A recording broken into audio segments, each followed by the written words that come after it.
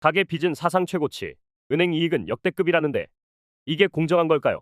특히 수도권 주택담보대출이 폭증하면서 많은 사람들이 이자 부담에 허덕이고 있는데요.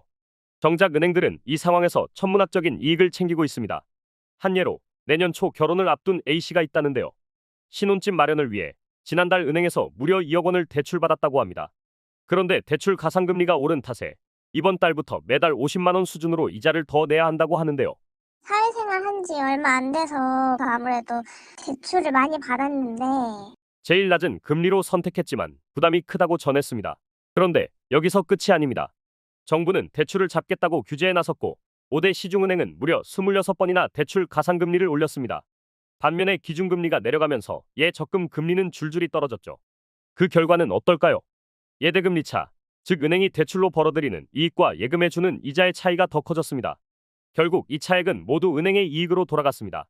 3분기 국내 은행의 단기순이익은 전분기보다 1조 원 줄었다고는 하지만 올해 누적 이자 이익은 무려 44조 4천억 원, 역대 최대 수준을 기록했다는데요.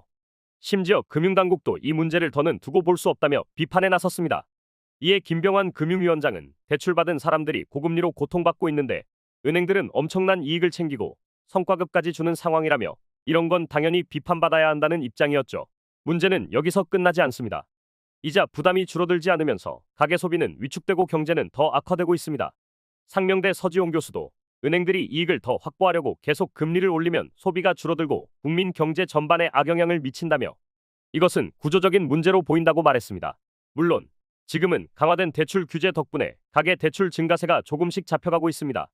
하지만 여기엔 또 다른 문제가 숨어 있습니다. 은행들이 대출을 늘리지 않으려다 보니 대출 금리를 대폭 내리는 것도 쉽지 않다는 거죠. 여러분, 이 문제 어떻게 보시나요? 가계는 빚으로 허덕이는데 은행은 역대급 이익을 내는 이 상황. 정말 공정하다고 할 수 있을까요? 댓글로 여러분의 생각을 남겨주세요.